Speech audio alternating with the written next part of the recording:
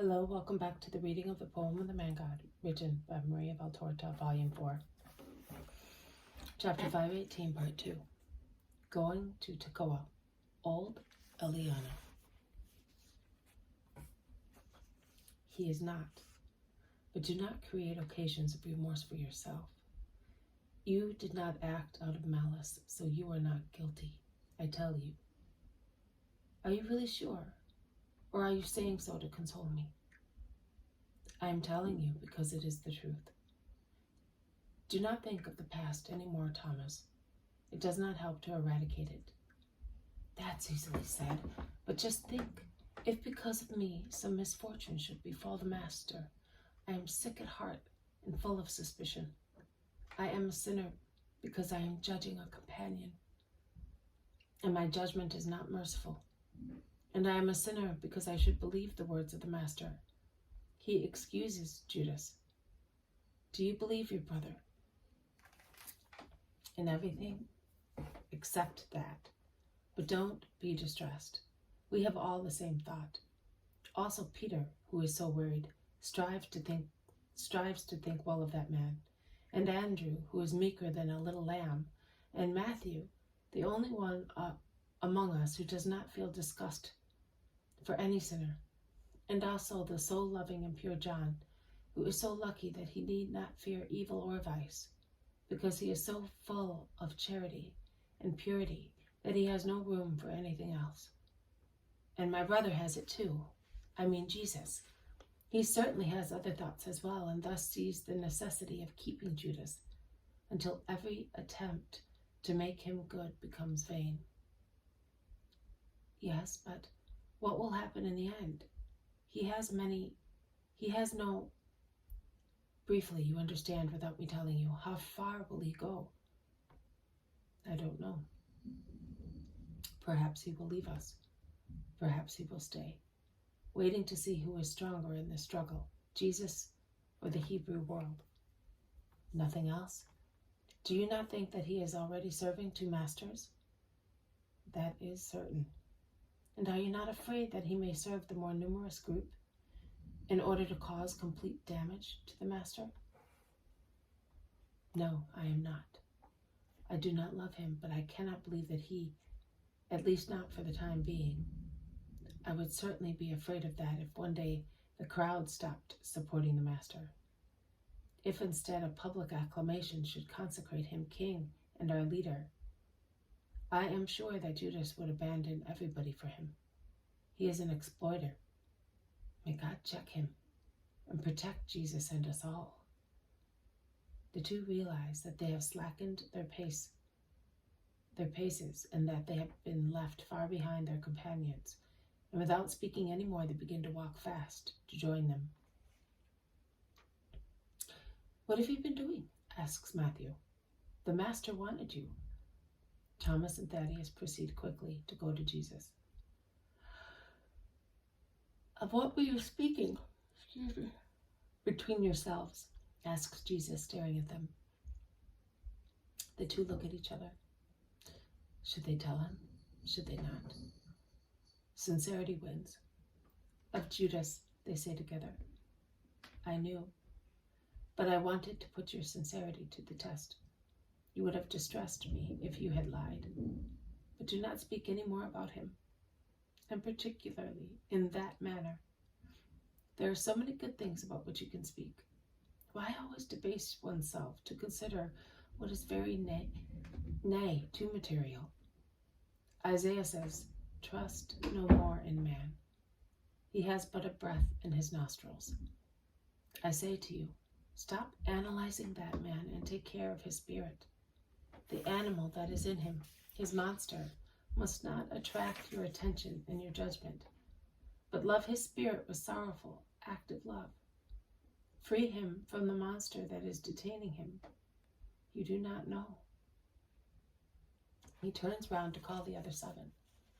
Come here, all of you, because what I am about to say is useful to everybody, as you all have the same thoughts in your hearts. Do you not know that you learn more through Judas of Kerioth than through any other person? You will find many Judases, and very few Jesus in your apostolic ministry. The Jesus will be kind, good, pure, faithful, obedient, prudent, free from greed. They will be very few. But how many Judases of Kerioth you, your followers, and your successors will find along the ways of the world? And in order to be masters and to know, you must attend this school. With his faults, he shows you what man is. I show you what man should be. 2 examples equally necessary. By knowing both well, you must try to change the former into the latter, and let my patience be your rule. Lord, I was a big sinner, and am certainly an example as well. But I would like Judas, who is not such a sinner as I was, to become the convert that I am. Is it pride to say this? No, Matthew, it is not pride. You honor 2 truths by saying so. The first is that the sentence saying, "The good will of man works divine miracles," is truthful. The second is that God loved you infinitely since the time you thought nothing about it, and he did so because he was aware of your capability for heroism. You are the fruit of 2 powers, your will and God's love. And I am putting your will first, because without it, God's love would have been vain, inert. But could God not convert us without our will? Asks James of Alphaeus. Yet certainly, but man's will would still be required to persevere in the conversion obtained miraculously. So such will has not been and is not in Judas, either before knowing you or now, says Philip impulsively. Some laugh, some sigh. Jesus is the only one who defends the absent apostle. Do not say that. He had it and has it, but the evil law of the flesh overwhelms it at intervals. He is ill, a poor sick brother. In every family there is a weak or a sick person, someone who is the pain, the worry, the burden of the family, and yet is a frail child, not the one most loved by his mother. Is the unhappy brother not the one best served by his brothers? Is he not the one to whom his father gives the dainty, taking it from his plate to make him happy, to make him feel that he is not a burden and thus make his illness less boring? That is true. It is just like that. My twin sister was delicate in her childhood. I had taken all the sturdiness, but the love of the whole family helped so much that now she is a bosom wife and mother, says Thomas. Exactly. Do with your spiritual brother what you would do with a weak brother, German. I will not utter one word of reproach. Do not be more severe than I am. Your patient love is the sharpest rebuke, against which it is not possible to react. I will leave Matthew and Philip at Tekoah to wait for Judas. Let the former remember that he was a sinner, and the latter that he is a father. Yes, Master, we will bear that in mind.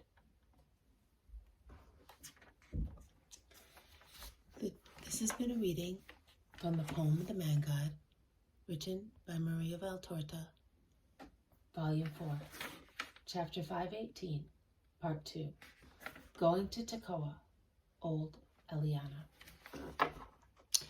Thank you for listening. I will see you tomorrow. May God bless you, and may peace be with you.